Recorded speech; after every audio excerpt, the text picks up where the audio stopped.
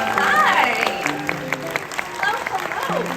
My goodness, see, this is a very long walk because this is a very big group. We are so happy to have you all here.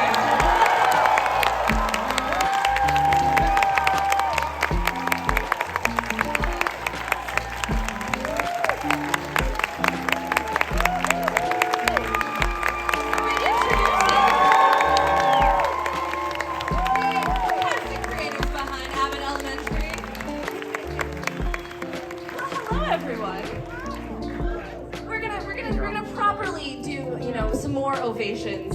We're going to start with executive producer Justin Halburn. Woo! Executive producer Patrick Shoemaker. Director and executive producer Randall Einhorn. William Stanford Davis, of course, Mr. Johnson. Ava Coleman herself. Gregory Eddy, of course, Mr. Tyler James Williams.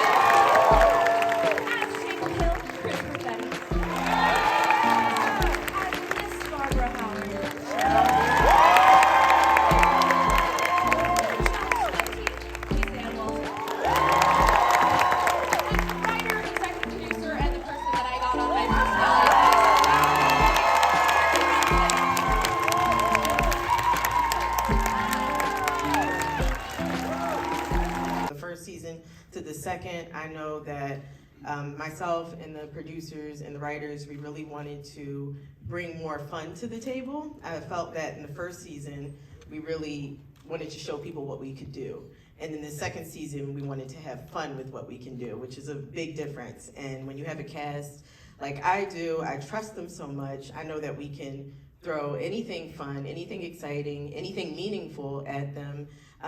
It's just wonderful to be able to have people come to this show and come to it with as much love as we have for it. Some of our crew is in the audience tonight.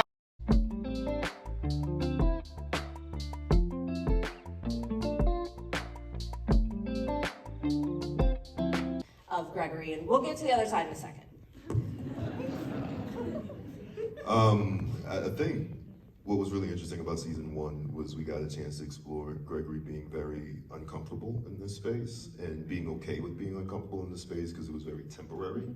And that was really fun to play with. I always like finding characters who, for some reason, are stuck between a rock and a hard place.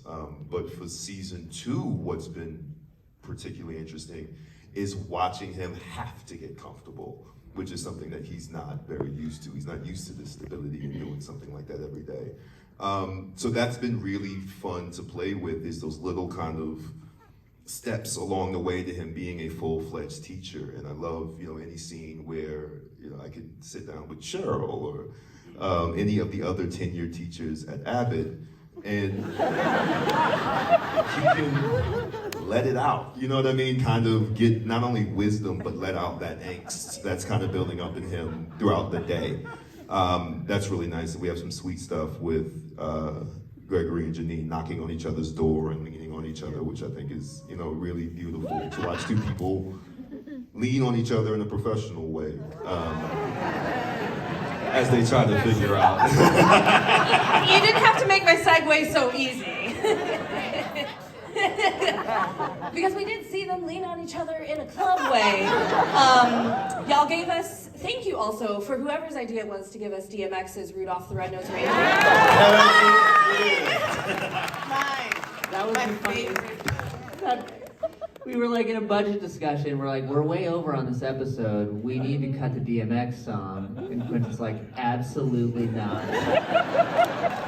It was not an option. And I wanted DMX Rudolph, that's my favorite, that was my favorite Christmas song. And he passed away and I was like, we have to honor him. And then I wanted B2K's Jingle Bells.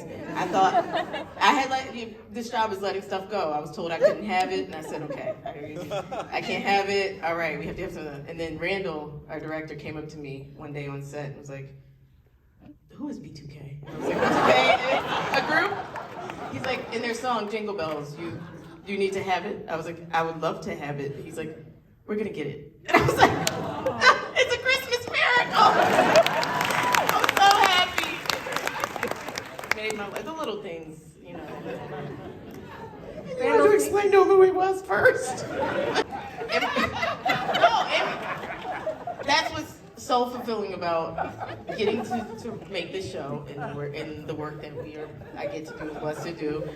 I remember when the show first came out, I was like, so Ava is a very close derivative of my cousin Pumpkin, my sister Gia, my innermost thoughts, and then, Janelle came and killed that shit. And I was like, embodiment. And then, so when the show first came out and some people were like, but I was like, no, because these are not only women I know, but women I love. And that's the difference. I love those women. I love the women on my show. I love the men on my show. And although all of us portray characters that are flawed, including Janine, very flawed girl. We love those people. If you look at the person you came here with tonight, or maybe you came here by yourself, and you wake up and you look in the mirror, and you probably are like, man, I got a lot of issues, but don't you love yourself? Don't you make it a point to love yourself and the people next to you? And I think that's what we try to bring with this show is we still love these very well-meaning, flawed people. Mrs. Johnson is flawless.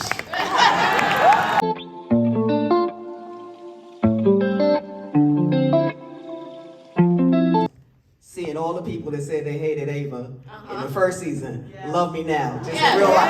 Just like in real life. They always come back. Thank you very much. Yes. There were people They love me. on the first season that were like, get that white boy off the show about Jacob. And now, this season, man, Jacob is the best friend ever. Man, I fuck with Jacob. That's right. I'm like, oh my God. They were mad at Barbara and Melissa because we didn't have your back. And Jacob was like, Jacob's ride or die. Jacob's MVP. I love to see it. One thing that she's not saying that I love, and I'm gonna tell on you just a little bit. When Quinta writes something, she's fully aware of what she's about to do to y'all. That's right. So my favorite reaction is watching her watch y'all react. Because it's very much so intended. Like, we knew what a holiday hookah was gonna be. And for weeks, she was like, wait till they see this shit. She knew what the snow would do. Like more snow. Give us a couple more sprinkles. Just get one flake to stick on my eyelash. Just one flake. So that's my favorite. And before we go, I really want to thank our executive producers, all of them, the writers. They really know their show. I've done a few shows. And there's some executive producers, first of all, they don't know you, and they really don't know their show. But they have such a way of being supportive of us as actors. Actors sometimes, I know there are a bunch of actors in here, and sometimes we go down the actors' rabbit hole. What am I doing? What am I not doing? Am I doing enough? Should I be doing more? And one day I was going down the rabbit hole, and Patrick says to me, Cheryl, in your silence, you speak volumes. Then he made a fart joke. Because that's who he is. And I was just I like, need to eat dinner. I love this. I love this. And then Justin's like, we never see Justin. Never see Justin. He's in the writer's room. In the writer's room. He's not absent. He's not an absent father. Very He's present. not at home. Justin's in the writer's room. Patrick's on set. I am both. I'm omnipresent. And then, I didn't want you to think he was a deadbeat dad. He's good. And he's so funny because he says, you'll only see me if there's a problem. And I was like, whoa, alrighty then, stay up where you are.